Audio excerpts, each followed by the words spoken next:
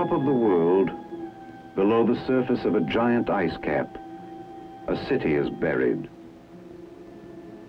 Today on the island of Greenland, as part of man's continuing efforts to master the secrets of survival in the Arctic, the United States Army has established an unprecedented nuclear-powered Arctic Research Center.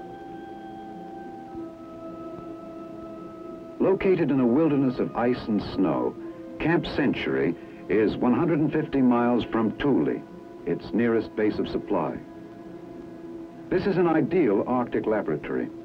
For more than 90% of Greenland is permanently frozen under a polar ice cap which covers all but a few coastal areas of the island.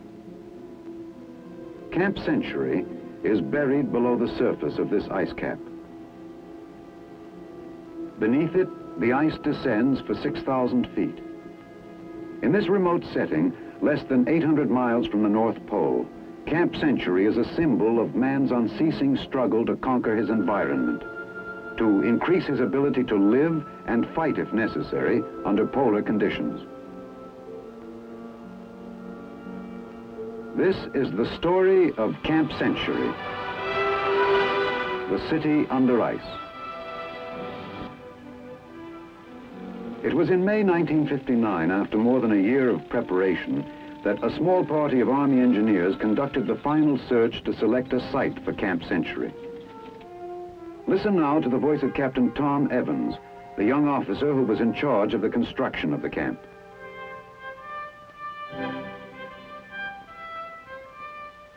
This was the day we really got underway.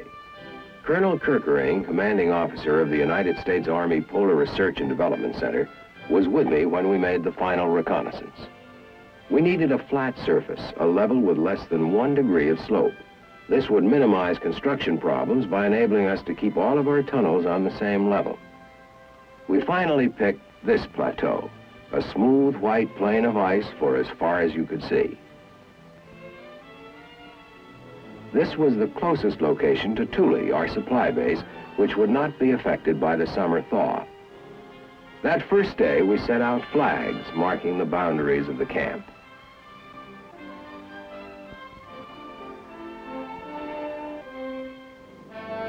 This is rugged country. Nothing lived on the ice cap. Not even seal or caribou survived in this climate. Our job was to cross 150 miles of ice, much of it split by crevasses, and then build a city under the ice, experimenting with new concepts of polar construction.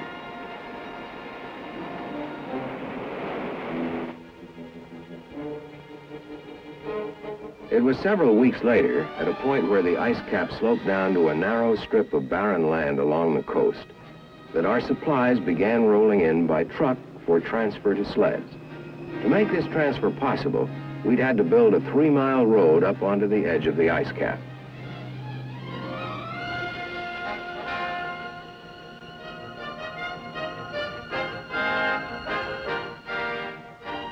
We brought in everything this way: construction materials, steel arches, clothing, nails, steel beams, prefabricated houses, lumber, food, even ice cream.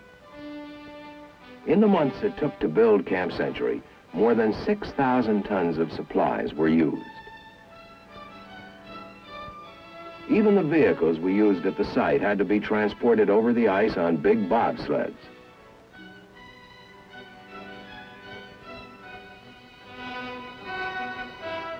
We called these convoys of 10 and 20-ton sleds heavy swings. Crawling up the ice cap at approximately 2 miles an hour, a heavy swing would reach the camp in about 70 hours if everything went well. We used wooden caboose-like trailers, wanigans, to house members of the construction crews for the 3-day trip. Mukluk, a 3-month-old Eskimo sled dog, went along as camp mascot, strictly against regulations. Caterpillar tractors with extra-wide treads pulled the heavy swings. Each tractor could pull from 50 to 100 tons. Finally, like a wagon train in the Old West, the first heavy swing got underway.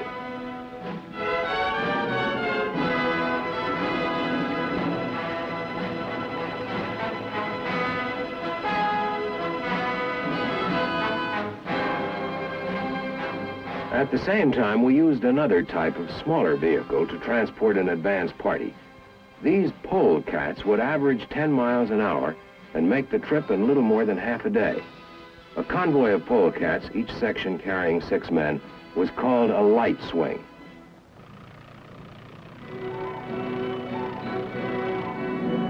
We also used light aircraft.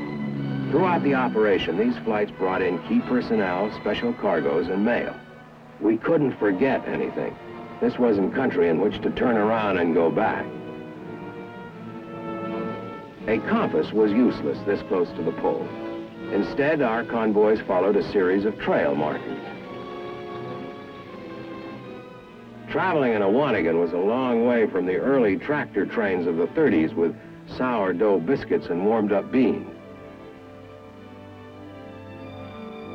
From the days spent loading the heavy swing, the men's faces were already deeply sunburned. During the trip, in shifts, half the men rode and half slept. Navy-type bunks were used for sleeping, if you could sleep in the 24-hour sunlight.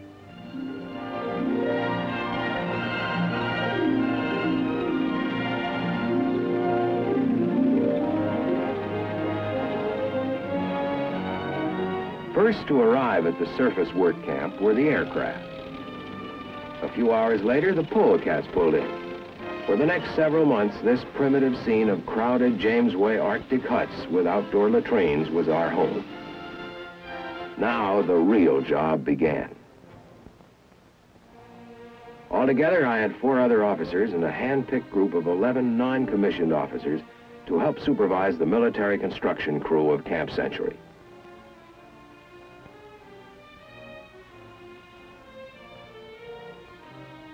Plans for the camp had been developed months in advance. The basic concept was simple.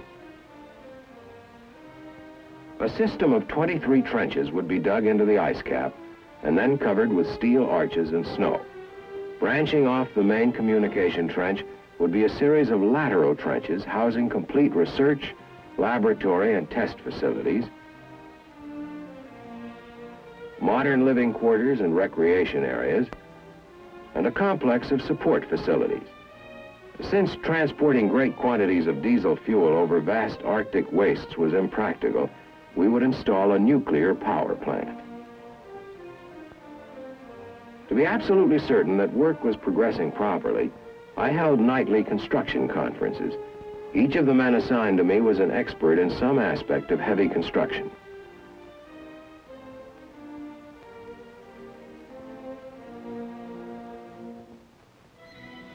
We got to work immediately cutting trenches. This snow milling machine, the Peter plow, was our pride and joy. Manufactured in Switzerland, it could handle up to 1,200 cubic yards of snow an hour. Designed to clear roads in the Alps, it was ideal for our purpose, being capable of making extremely precise cuts. It was usually operated by 2 men, one controlling the machine's horizontal movement, the other controlling its vertical movement and speed.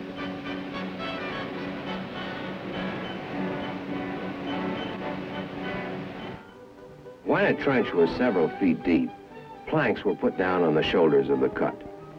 Later on, these planks would be used to support the steel arch roof which would cover the trench.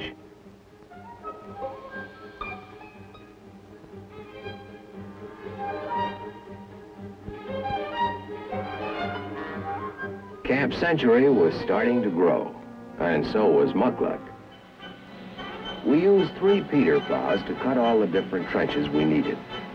By making a series of undercuts, the width of most of the lateral trenches was greater at the bottom than at the top.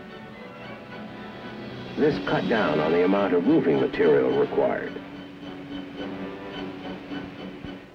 Before long, the first roofs began to go into place. Constructed of overlapping steel arches, these roofs could be put up very quickly. By this time, we had a crew working in a snow quarry cutting large bricks of snow. In this way, we made maximum use of the materials available at the site. Somehow, Muckluck seemed to be everywhere, always making himself useful.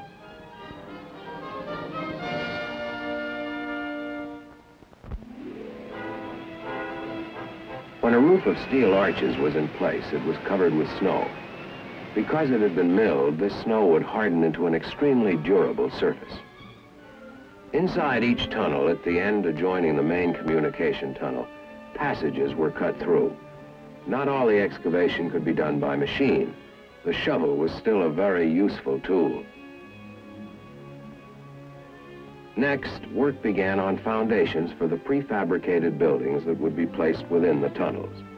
Leveling the floor was very important to provide a good bearing for the foundations and prevent any building from settling unevenly.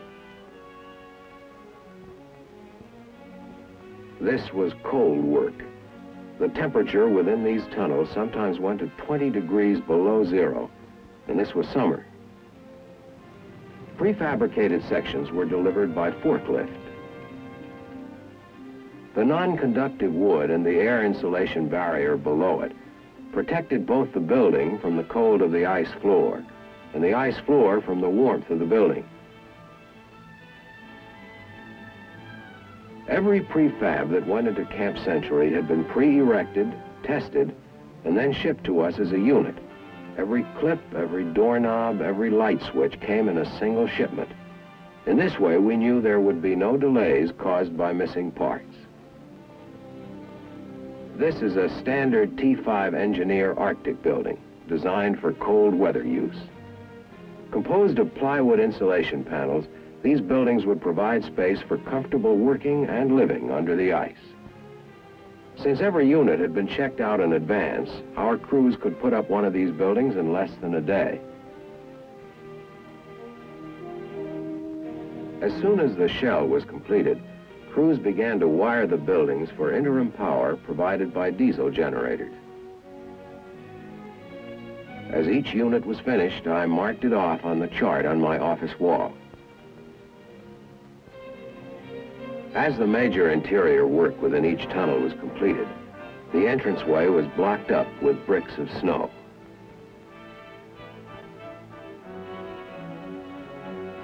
It took about 2 days to build one of these walls. Once in place, these bricks would bond together into a solid wall, and only a small entranceway would be left.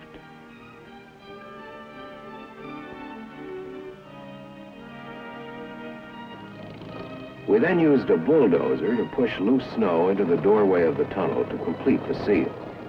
Later, an escape hatch would be placed at the end of a small wooden form for an emergency exit. When it was completed, the entrance was weatherproof and serviceable. Throughout the long period of construction, within the primitive facilities of the work camp, the men solved the everyday problems of working and living as best they could.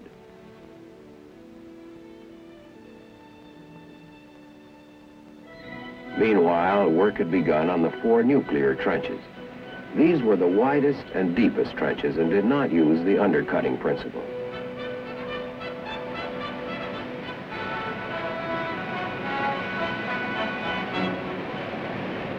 On this cut, we used 3 plows simultaneously, 2 plows throwing up snow from below, the third cutting a spoil trench up above to prevent loose snow from sliding back into the cut. To avoid melting caused by the sun, much of this work was done at night. These scenes were filmed at 2 a.m.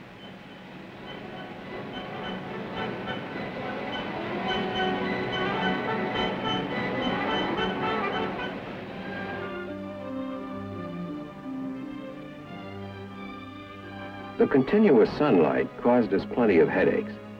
A black tarpaulin was used to protect the section of this 40-foot cut most vulnerable to the sun's rays. Below, foundations and structure for the reactor building were put in place. Until the trench was covered, there was always a threat that the 40-foot arches would collapse a shoulder already weakened by the 24-hour-a-day Arctic sunlight.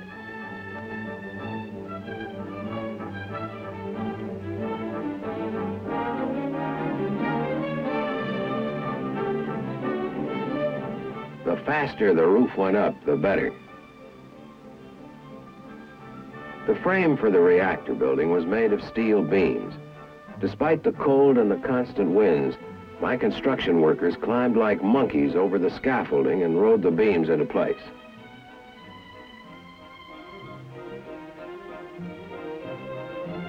At this same time, within the tunnels already completed, we were installing piping for water and electricity. Heavy insulation material was wrapped around every pipe to protect against the extreme cold. A copper heating element inside the insulation kept water lines from freezing. Flexible sewage lines also had to be run through the camp. At this time, to keep on schedule, we were using 12 and sometimes 14-hour shifts. For like any modern city, Camp Century required a complex of interconnecting corridors carrying a maze of piping of all sizes and shapes. One of our proudest achievements was our solution of the water problem. A steam hose with a special drilling nozzle was used to melt a hole 3.5 feet in diameter, 120 feet down into the ice cap, until a pool of water formed which did not drain off. This pool provided 10,000 gallons of fresh water daily.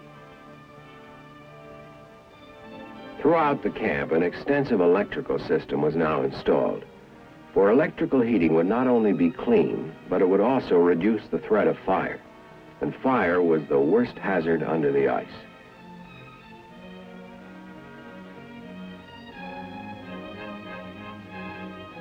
From the very beginning, we had to take precautions against fire, or a storm closing the ramps, or any other disaster which might block the regular entrances to the camp.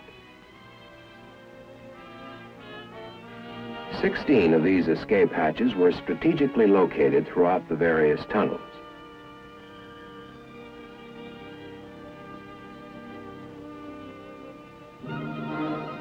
In their off-duty hours, the men did what they could to amuse themselves with the recreational opportunities at hand. Bronco busting was one favorite pastime.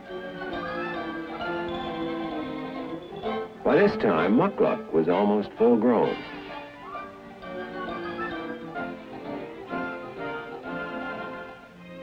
Living in the work camp was pretty much a do-it-yourself operation.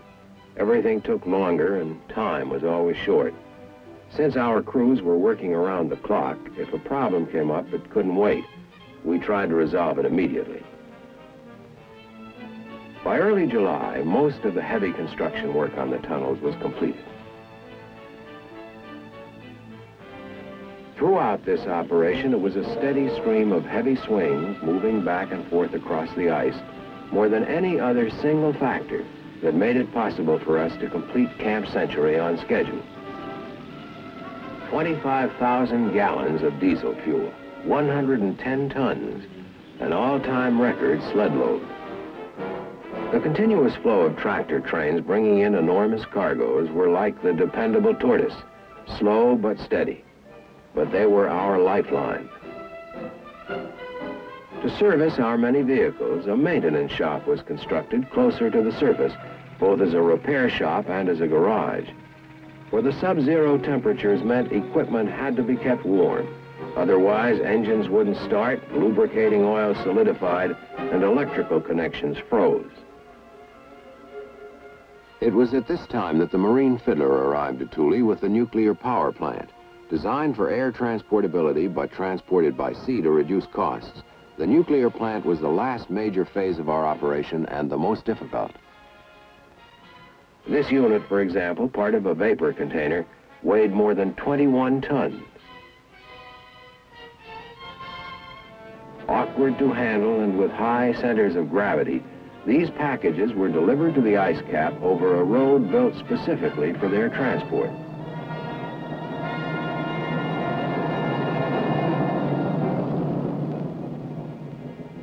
More than 400 tons of piping and machinery arrived in this one shipment.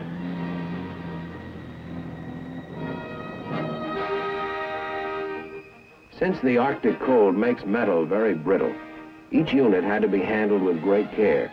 Even a routine impact could cause metal to crack or break. Both Colonel Kirkering and the swing commander checked the loading.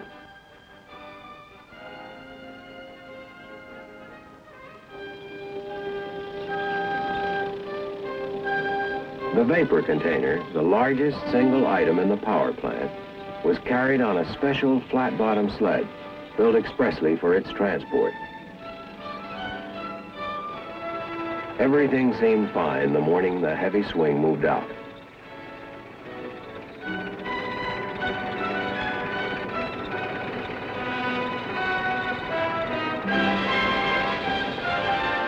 But unfortunately, it was only a few hours later that one of the worst storms of the season blew up.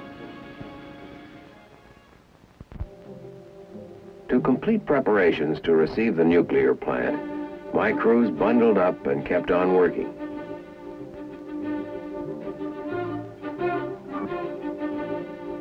The opening in the roof of the main nuclear trench now had to be closed quickly before the trench began filling with snow. Despite the storm, the heavy swing was still moving. At our end, my crews kept working. It was the only way we could be ready. Out on the ice, the storm cleared a little, and notwithstanding the tremendous load and the weather, this swing made the trip in record time. Just as the swing arrived at the camp, the storm let up entirely. Work began immediately unloading the shipment in preparation for its emplacement. Covers were removed, crates opened. None of the excitement affected Muckluck in the least. Boxes of piping and wiring, each item carefully labeled, were opened so that each unit would be available when needed. Major components shipped in pieces because of weight limitations were reassembled before being moved into the trenches.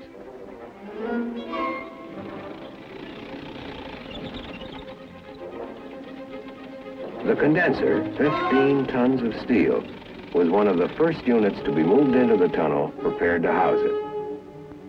When the condenser was slowly winched forward, small tracked rollers supported its entire weight. Next, still mounted on its special sled, the vapor container was eased down the ramp by 3 tractors, one in front pulling and 2 in back to keep it from slipping. To bear the weight of the vapor container, the reactor building was constructed around a framework of steel beams. The floor was of heavy planking mounted on other steel beams. We had to use hand rigging methods, the best we could do under the confined conditions, to put the nuclear equipment in place. Every step had to be checked very carefully, since the power plant had been pre-fitted in the United States and must be emplaced within a tolerance of 1/8 of an inch.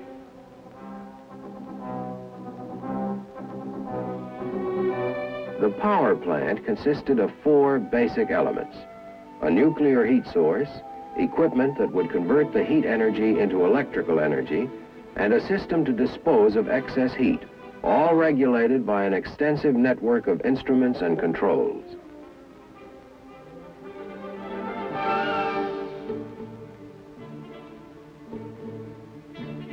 The last buildings to be assembled were those that would contain the nuclear sections.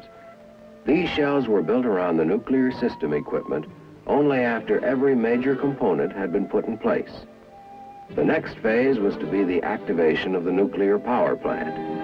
Wearing the white safety hat is Captain Jim Barnett, in charge of this operation, who will tell you about this critical phase. We took every precaution in the book, and some that weren't there, to make sure this would work right the first time. When the entire system had been carefully tested, it was put into operation. We were then ready to begin loading the reactor core. One by one, the fuel elements were removed from the barrels in which they'd been shipped, carefully separated from one another.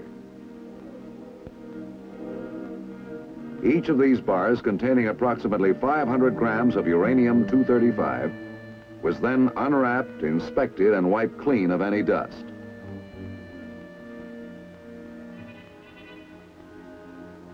Crewmen wearing protective clothing began to load the fuel elements into a fuel storage tank. This preliminary test proved that the fuel elements, when assembled, would not go active prematurely. After each element was in place, instruments were read and an evaluation of reactivity was made and reported over loudspeakers. The crewmen were protected by a shield of approximately 8 feet of water as they lowered the fuel elements into the fuel storage tank. Later, each of these steel and uranium bars would be transferred underwater to the nearby reactor core. Every step of the testing was meticulously monitored and regular announcements made to the workers assigned to the loading crew. Total U-235 content of the assembled core is 13.376 kilograms. Coefficient of reactivity, 0.935. The assembly is still subcritical. When all preliminary tests were completed, we began to transfer the fuel elements one by one and started loading the reactor core. As each fuel element went into place, the count rate of neutrons released gradually increased. Within the core, to prevent the reactor from inadvertently going critical, control rods were in place. This gradual activation of the pile took almost 9 hours. In this tense atmosphere, we changed crews twice. Above us, it was dark and miserable.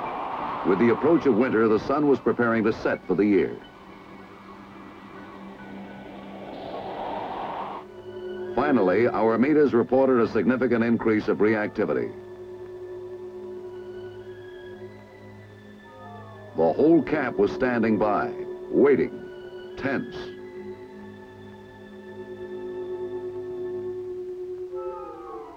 By the 9th hour, the last fuel element had gone into place.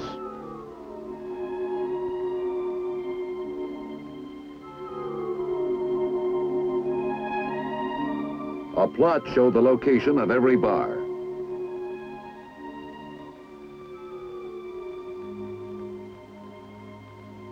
Then the control rods were gradually withdrawn until the reactor went critical at 6:52 a.m. Now here it is. With all 5 control rods withdrawn 6.24 inches, PM 2A went critical at 0652 hours.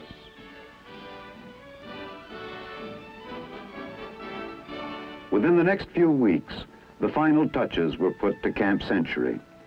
Today, powered by its nuclear reactor, this unique installation is a completely modern community deep under the ice. This is a far cry from the primitive Jamesway huts of the work camp, where 3 showers served 250 men. Here, there are showers for all and facilities for every modern convenience.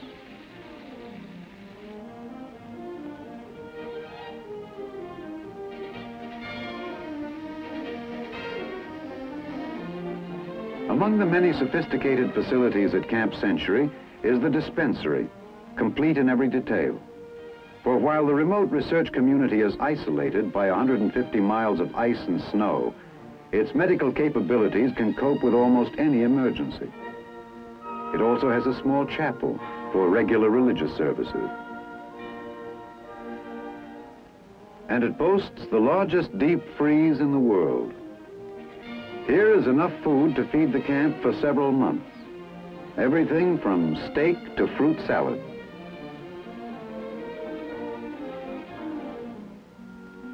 The modern spacious kitchens provide a well-balanced and appetizing menu.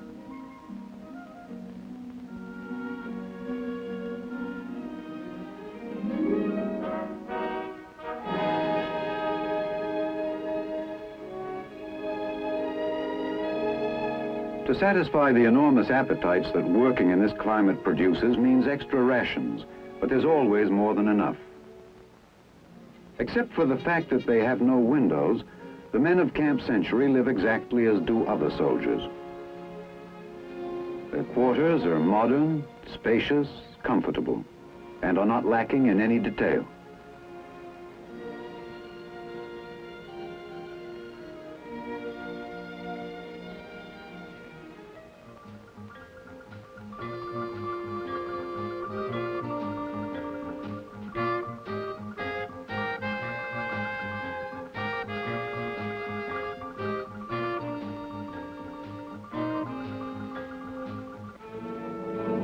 Today, Camp Century is being operated as a year-round Arctic research center. The men who built the camp have long since been replaced by military and civilian scientists from the Polar Research and Development Program. As part of man's efforts to probe deeper and deeper into the secrets of the universe, an elaborate program of tests and experiments is being carried out.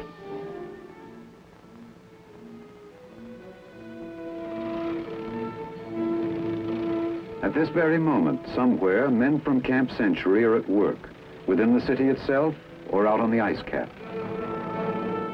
Only muckluck remains from the original contingent.